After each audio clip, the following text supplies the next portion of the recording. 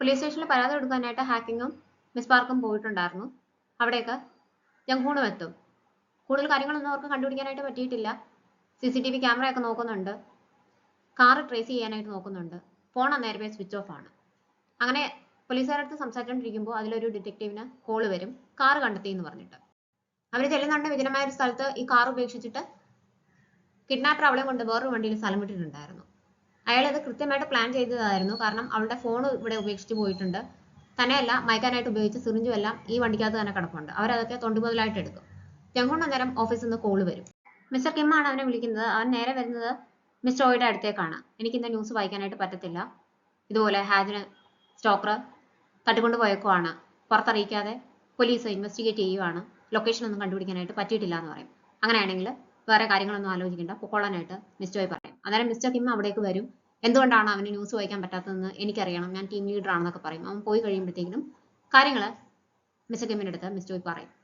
Kidnapper ഹാജിനെ കൊണ്ട് ഒരു റൂമിൽ കൊണ്ടുവന്ന് പൂട്ടിയിട്ട് വെച്ച് അവിടുന്ന് പോകും. അവർക്ക് ഇപ്പോഴും ബോധം വന്നിട്ടില്ല.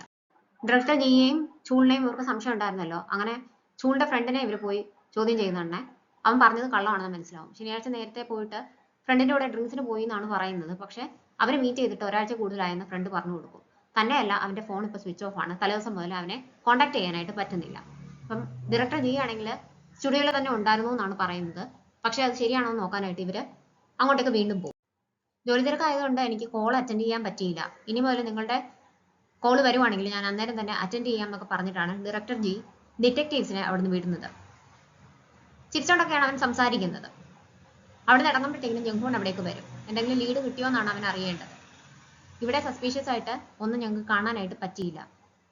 ഇപ്പോഴത്തെ ഒരു അവസ്ഥ വെച്ചിട്ട് ചൂളാണ് ഇതിന് പിന്നിലെന്നാണ് ഞങ്ങളുടെ നിഗമനം. CCTV ക്യാമറാസ് ഒക്കെ നോക്കുന്നതേ ഉള്ളൂ. എന്തെങ്കിലും ലീഡ് ഉടനെ കിട്ടുമായിരിക്കും. പിന്നെ നിങ്ങൾക്ക് എന്തെങ്കിലും കോൾ വരുവാണെങ്കിൽ ഞങ്ങളെ അന്നേരം തന്നെ അറിയിക്കണം എന്ന് പറഞ്ഞിട്ടാണ് അവർ അവിടുന്ന് പോകുന്നത്. അങ്ങനെ CCTV എല്ലാം നോക്കി കഴിയുമ്പോഴത്തേക്കും ചൂളാണ് അവിടെ ചെന്നിട്ടുണ്ടായിരുന്നതെന്ന് അവർക്ക് മനസ്സിലാവും. അവനെതിരെ അറസ്റ്റ് വാറണ്ട് പുറപ്പെടുവിക്കും. പിന്നീട് അവന്റെ ക്രെഡിറ്റ് കാർഡൊക്കെ യൂസ് ചെയ്യുന്നു മോണിറ്റർ ചെയ്യാനായിട്ട് ഏൽപ്പിക്കുകയും ചെയ്യും. തട്ടിക്കൊണ്ടുപോയ സ്ഥലത്തേക്ക് ചൂള് വന്നിട്ടുണ്ടായിരുന്നുവെന്ന് ഡിറ്റക്റ്റീവ്സ് ഹാക്കിങ്ങിനെ വിളിച്ചറിയിക്കും. മിക്കവാറും അവൻ തന്നെ ആകാനാണ് സാധ്യത എന്നുള്ള നിഗമനത്തിലാണ് അവരെന്ന് അവർക്ക് മനസ്സിലാവും. അത് പാർക്കിനടുത്ത് പറയും. രണ്ടുപേർക്കും പേടിയുണ്ട് ഇതെങ്ങനെ ഹാജിനെ എഫക്ട് ചെയ്യും എന്നുള്ളത്. ഡിറ്റക്റ്റീവ്സ് ചൂളിന്റെ ഫ്ലാറ്റിലേക്ക് വരും. ഒരുപാട് ലക്ഷറി ഐറ്റംസ് ഒക്കെ അവരവിടെ കണ്ടെത്തും. യൂഷ്വലി മാനേജേഴ്സിന് ഇത്രയും ലക്ഷറി ഐറ്റംസ് ഒന്നും വാങ്ങിക്കാനുള്ള സാലറി ഒന്നും കിട്ടത്തില്ല എന്ന് അവർക്കറിയാം. അങ്ങനെ നോക്കുന്നുണ്ട് ഒരു ഡിറ്റക്റ്റീവിന് അവിടുന്ന് ഒരു ഇയറിംഗ് കിട്ടും. ഹാജിൻ ഉണർന്ന് നോക്കുമ്പോൾ അവൾ പരിചയമില്ലാത്ത സ്ഥലത്താണെന്ന് മനസ്സിലാവും. വാതിൽ തുറക്കുമ്പോൾ തുറക്കാനായിട്ട് പറ്റുന്നില്ല. കർട്ടൻ മാറ്റി നോക്കുമ്പോൾ ജനലിന്റെ അപ്പുറത്ത് എന്താണെന്ന് കാണാൻ പറ്റുന്നില്ല, മുഴുവൻ ഇരുട്ടാണ്. ടേയോണും ജംഗ്ഹൂണും കൂടെ മീറ്റ് ചെയ്യും. മെന്റൽ ഹോസ്പിറ്റലിൽ കിടക്കുന്ന ആളുടെ പേര് സെങ്ഹോ എന്നാണ്. സെങ്ഹോയെ ഇമിറ്റേറ്റ് ചെയ്യാനാണ് ഈ സ്റ്റോക്കർ ശ്രമിച്ചുകൊണ്ടിരിക്കുന്നത്. ഞാൻ കാരണമാണ് അത് സംഭവിച്ചത്. ഇല്ലാന്നുണ്ടെങ്കിൽ അവർ തമ്മിൽ മീറ്റ് ചെയ്യത്തില്ലായിരുന്നു എന്നൊക്കെ ജംഗ്ഹൂൺ പറയുമ്പോൾ, നീ വീണ്ടും നിന്നെ തന്നെ ബ്ലെയിം ചെയ്യേണ്ട ആവശ്യമില്ല, നീ ഒരു വിക്റ്റിമാണ്, അത് നിനക്ക് എപ്പോഴും ഓർമ്മ വേണമെന്ന് ടേയോൺ അവൻ്റെ അടുത്ത് പറയും. ഇപ്പോൾ ഉള്ള എവിഡൻസ് മുഴുവൻ ചൂളിന് അഗൻസ്റ്റ് ആണെങ്കിലും പോലീസുകാർക്ക് അവനെയാണ് സംശയമെങ്കിലും ജംഗ്ഹൂണിന് സംശയം ഇപ്പോഴും ഡയറക്ടർ ജിയെയാണ്. എന്താണെന്നറിയില്ല, അയാളെ കണ്ടപ്പോൾ മുതൽ എനിക്കൊരു അൺസെറ്റിലിംഗ് ഫീലിംഗ് ഉണ്ട്. സെങ്ഹോയെ രണ്ടാമത് മീറ്റ് ചെയ്തതിന് ശേഷം ആ ഒരു ഫീലിംഗ് എനിക്ക് വീണ്ടും സ്ട്രോങ് ആവുകയാണ് ചെയ്തതെന്ന് പറയുന്നുണ്ട്. ഇത് പോലീസുകാരുടെ അടുത്ത് പറഞ്ഞോ എന്ന് ടേയോൺ ചോദിക്കും. ഇല്ല, എൻ്റെ തോന്നൽ മാത്രമല്ലേ, ഞാനപ്പോൾ എങ്ങനെയാണത് അവരോട് പറയുന്നത്, അവർക്ക് കിട്ടിയിരിക്കുന്ന തെളിവ് മുഴുവൻ ചൂളിന് അഗൻസ്റ്റ് ആണല്ലോ, എന്തായാലും അവർ അന്വേഷിക്കട്ടെ എന്ന് ജംഗ്ഹൂൺ പറയും. അവരത് ഹാക്കിങ്ങിനെ കാണിച്ചിട്ട് ഹാജിന്റെ കമ്മലാണെന്ന് ഉറപ്പിക്കും. കുറച്ചുനാൾ മുമ്പ് പുറത്തു പോകാൻ വേണ്ടിയിട്ട് ആ കമ്മലിന്റെ ഒരെണ്ണം കാണാനില്ല എന്ന് പറഞ്ഞിട്ട് ഒത്തിരി നേരം ഹാജിൻ അത് നോക്കി നടപ്പുണ്ടായിരുന്നു. അതുകൊണ്ട് അവർക്ക് നല്ല ഓർമ്മയുണ്ടായിരുന്നു. ഇത് ചൂളിന്റെ ഫ്ലാറ്റിൽ നിന്ന് കിട്ടിയതാണ്, നിങ്ങളുടെ താമസ സ്ഥലത്ത് പല പ്രാവശ്യം കയറിയിട്ടുണ്ടെന്നുള്ളതിന് തെളിവാണെന്ന് പറയും. ഞങ്ങൾ ഫാമിലി പോലെ ആയിരുന്നു, പാസ്പോർട്ടൊക്കെ അവൻ അറിയായിരുന്നു എന്ന് ഹാക്കിൻ പറയും.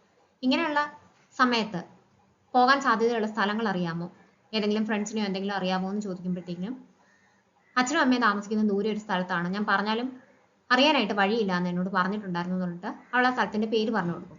അങ്ങനെ അച്ഛൻ്റെയും അമ്മയുടെ അടുത്തേക്ക് ചെന്നിട്ടുണ്ടോ, അവരെ ഉടനെ എങ്ങാനും ഈ അടുത്ത ഇടയ്ക്കെങ്ങാനും വിളിച്ചിട്ടുണ്ടായിരുന്നോ എന്ന് അന്വേഷിക്കാനായിട്ട് പോലീസുകാർ വേറൊരു ഡിറ്റക്റ്റീവിനെ ഏൽപ്പിക്കും. സംശയമുള്ളത് കൊണ്ട് ഡയറക്ടർ ജിയുടെ ഫ്ലാറ്റിൽ പോയിട്ട് അവന് വന്ന ലെറ്റേഴ്സ് ഒക്കെ ചെക്ക് ചെയ്യും ജംഗ്ഹൂൺ. നോക്കുന്നുണ്ടെ ട്രാഫിക് റൂൾസ് തെറ്റിച്ചതിന് അവന് ഫൈൻ കിട്ടിയിട്ടുണ്ട്. അപ്പോൾ അവൻ വീട്ടിൽ നിന്ന് പുറത്തിറങ്ങിയിട്ടില്ല എന്നാണല്ലോ പറഞ്ഞത്. അന്നേരം തന്നെ പോലീസുകാരെ വിളിക്കും. വീട്ടിൽ നിന്ന് ഇറങ്ങിയില്ല എന്നല്ലേ പറഞ്ഞത്, ഇതുപോലെ കുറച്ച് ദൂരെയുള്ളൊരു സ്ഥലത്താണ്, അവിടെ വെച്ചിട്ട് ഫൈൻ കിട്ടിയിട്ടുണ്ട്, അതിൻ്റെ ലെറ്റർ എൻ്റെ കയ്യിലുണ്ടെന്ന് പറയുമ്പോഴത്തേക്കും വേണ്ട, ഞങ്ങൾ കൾപ്രിറ്റിനെ എവിടെയാണെന്ന് ലൊക്കേറ്റ് ചെയ്തിട്ടുണ്ട്, ചൂളാണ്, ഞങ്ങൾ അങ്ങോട്ടേക്ക് പോവുകയാണ്, അതുകൊണ്ട് ഡയറക്ടർ ജിയെ ഇനി സംശയിക്കേണ്ടെന്ന് അവൻ്റെ അടുത്ത് പറയും. ചൂളൊരു ഫ്രണ്ടിനെ വിളിച്ചിട്ട് ലേക്ക് സൈഡിലെ ഒരു താമസിക്കാനായിട്ട് സ്ഥലം റെഡിയാക്കി കൊടുക്കണം എന്നൊക്കെ പറഞ്ഞിട്ടുണ്ടായിരുന്നു. അവരങ്ങനെ ആ സ്ഥലത്തേക്ക് ചെന്നിട്ട് അവിടെ എല്ലാം പരിശോധിക്കും. അവരവിടെ എല്ലാം ചെന്ന് നോക്കും, താഴത്തെ നിലയിലും മേളത്തെ നിലയിലും എല്ലാം നോക്കും. പക്ഷെ ഹാദിന് അവിടെ ഒന്നുമില്ല.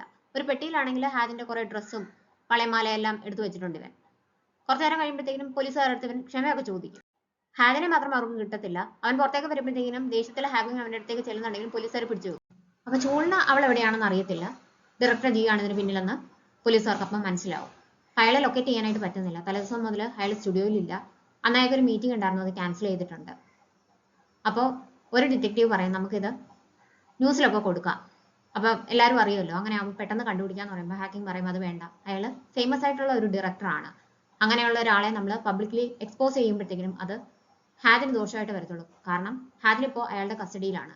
അയാൾ ഇത്രയ്ക്കും ഒരു സൈക്കോ ആണെങ്കിൽ ഹാദിൻ്റെ അടുത്ത് എന്ത് ചെയ്യുമെന്ന് നമുക്ക് പറയാനായിട്ട് പറ്റത്തില്ല എന്ന് പറയും. ഹാദിൻ രാവിലെ ആവുന്നതുകൊണ്ട് ആരെങ്കിലും പുറത്തുണ്ടോ, എന്നെ ഇവിടെ പൂട്ടിയിട്ടേക്കാണെന്നൊക്കെ പറഞ്ഞ് ബഹളം വെക്കും. അപ്പൊ ആരവിടേക്ക് വരുന്നത് നമ്മൾ മനസ്സിലാവും. നോക്കുന്നുണ്ടെ അത് ഡയറക്ടർ ജി ആണ്. ഹാദിന് കഴിക്കാൻ ഫുഡും ജ്യൂസും ഒക്കെ ആയിട്ടാണ് വന്നേക്കുന്നത്.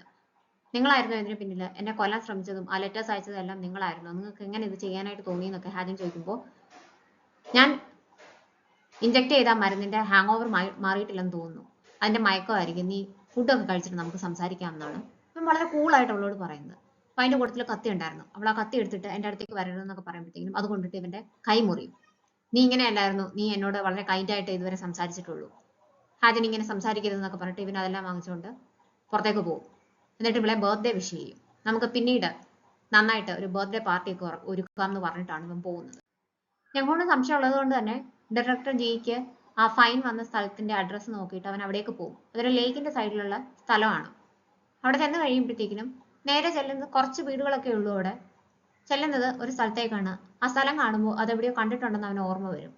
ആൻഡ് ചെങ്കോയ മെന്റൽ ഹോസ്പിറ്റലിൽ മീറ്റ് ചെയ്യാനായിട്ട് പോകുമ്പോൾ അവിടെ ഭിത്തിയിൽ കുറച്ച് ഫോട്ടോസ് ഒട്ടിച്ചു വെച്ചിട്ടുണ്ടായിരുന്നു. ഞാനും ആ സ്റ്റോക്കറും തമ്മിൽ കുറച്ച് ലെറ്റേഴ്സ് എക്സ്ചേഞ്ച് ചെയ്തു, കുറച്ച് ഫോട്ടോസ് ഒക്കെ കൊടുത്തു, അത്രയൊക്കെ ഉള്ളൂ എന്നൊക്കെ ഇയാൾ പറയുന്നുണ്ട്. എന്നിട്ട് ഈ ഫോട്ടോയിലോട്ടൊക്കെ നോക്കുന്നുണ്ട്. അങ്ങനെ ഈ ഫോട്ടോസ് എല്ലാം ജംഹൂൺ ശ്രദ്ധിച്ചിട്ടുണ്ടായിരുന്നു. അതിൽ ഒരു ഫോട്ടോയിൽ ഈ വീടായിരുന്നു. അങ്ങനെ അവനത് ഓർമ്മ വരും. അവൻ ചെന്ന് നോക്കുമ്പോൾ അവിടെ കാറിൽ അകത്ത് ബാഗും ഇതൊക്കെ ഇരിക്കുന്നത് കാണും. ഹാദിൻ എവിടെ ഉണ്ടെന്ന് അവന് മനസ്സിലാവും. അന്നേരം തന്നെ പോലീസുകാരെ വിളിക്കും. ഡയറക്ടർ ജി എവിടെയാണെന്ന് എനിക്കറിയാം, ഹാദിന്റെ കൂടെയാണെന്ന് തോന്നുന്നു, രക്ഷപ്പെടാതിരിക്കാനായിട്ട് ഞാൻ ശ്രമിക്കാം, നിങ്ങൾ എത്രയും പെട്ടെന്ന് ഇവിടെ വരണം എന്ന് പറഞ്ഞിട്ടാണ് അവൻ അകത്തേക്ക് പോകുന്നത്. ഞങ്ങൾ നോക്കുന്നുണ്ടെ അവിടെ ഹാദിന്റെ വലിയൊരു ഫോട്ടോ വെച്ചേക്കുന്ന കാണും. കുറെ കഴിയുന്നതാണ് ഡയറക്ടർ ജി അങ്ങോട്ടേക്ക് വരുന്നു ഫുഡും കൊണ്ട്. എന്നിട്ട് ജ്യൂസിനകത്ത് അവൻ എന്തോ കുത്തിവെക്കുന്നത് ഇവൻ കാണും. മരുന്ന് എന്തോ കുത്തിവെക്കുകയാണ്. അതുകൊണ്ട് അകത്തേക്ക് പോകുമ്പോഴത്തേക്കിനും ഹാദിൻ നേരത്തെ കൊണ്ടുവച്ചിട്ടുള്ള ഫുഡ് കഴിച്ചിട്ടില്ല. ഇതെല്ലാം തണുത്തിട്ടുണ്ടാവും, ഞാൻ ഇതൊന്നും കൂടി ചൂടാക്കി കൊണ്ടുവരാന്ന് പറഞ്ഞ് അവൻ ദേഷ്യമൊന്നും കാണിക്കുന്നില്ല, അതുകൊണ്ട് വെളി വരും. ഇവളാണെങ്കിൽ മനഃപൂർവ്വം കഴിക്കാതിരിക്കുന്നതാണ്. പുറത്ത് വന്നിട്ട് ഇവൻ വൈനൊക്കെ കുടിച്ചിട്ട് ഹാദിനും സേവൂണും കൂടെയുള്ള ഫോട്ടോ എടുത്ത് നോക്കിയിട്ട് കുറച്ച് കഴിയുമ്പോൾ ഹാദിൻ മനസ്സിലാക്കും ജംഹൂൺ എങ്ങനെയുള്ള ആളാണെന്ന്. അതോടുകൂടി അവർ തമ്മിലുള്ള ബന്ധം തീരും. അങ്ങനെ ആകുമ്പോൾ പിന്നീട് ഞങ്ങൾക്ക് ഒന്നിക്കാനായിട്ട് പറ്റും, ഞങ്ങളെ വേർതിരിക്കാനായിട്ട് ആർക്കും പറ്റത്തില്ല എന്നൊക്കെ തന്നെത്താനെ ഇരുന്ന് പറയുവാണ്. അങ്ങനെ സംസാരിച്ചുകൊണ്ടിരിക്കുന്നുണ്ട് ലൈറ്റ് പോകും. എന്താ സംഭവിച്ചതെന്ന് നോക്കാനായിട്ട് അവൻ പുറത്തേക്ക് ഇറങ്ങും. നോക്കുന്നുണ്ടെ മെയിൻ സ്വിച്ച് വരെ ഓഫ് ചെയ്തേക്കാണ്. അവൻ ഇങ്ങനെ സംശയത്തോടെ ചുറ്റും നോക്കൊണ്ട് നിൽക്കുമ്പോൾ ജംഹൂൺ പുറകിൽ നിന്ന് വന്ന് ഇവനെ അടിച്ചു വീഴ്ത്തും. പിന്നെ രണ്ടുപേരും കൂടി അങ്ങോട്ടും ഇങ്ങോട്ടും അടിയും ഇടിയാവും. ഒരുവിധം ജംഹൂൺ ഇവനെ അവിടുത്തെ കാർ ഷെഡിൽ കയറ്റി അകത്ത് കയറ്റി ഇവന്റെ പോക്കറ്റിൽ നിന്ന് കീ എടുത്ത് അത് പൂട്ടും. ഇവനകത്ത് കിടന്ന് വിളിക്കുകയൊക്കെ ചെയ്യുന്നുണ്ട്. ഈ ബഹളം എല്ലാം കേൾക്കുമ്പോൾ പുറത്ത് വേറെ ആരുണ്ടെന്ന് മനസ്സിലാക്കിയിട്ട് ഹാദിൻ പൂട്ട് പൊളിക്കാനായിട്ട് നോക്കും. എന്നിട്ട് ഞാൻ ഇവിടെ ഉണ്ടെന്നൊക്കെ ഉറച്ച് വിളിച്ച് പറയും. ഞാൻ ഇവിടെ ഉണ്ട്, ഉടനെ തന്നെ വരാമെന്ന് ആംഗിളിൽ പറയും. അവന്റെ സൗണ്ട് കേൾക്കുമ്പോൾ ഹാദിനെ മനസ്സിലാവും. വാതിൽ തുറന്നു കഴിയുമ്പോഴത്തേനും അവക്കൊന്നും പറ്റിയിട്ടില്ലല്ലോ എന്നാണ് ആദ്യം അവൻ നോക്കുന്നത്. സേഫ് ആണെന്ന് അറിഞ്ഞു കഴിയുമ്പോൾ അവന് ആശ്വാസമാണ്. അങ്ങനെ ആംഗർലി ഹാദിനെ രക്ഷപ്പെടുത്തി പുറത്തേക്ക് കൊണ്ടുവരും.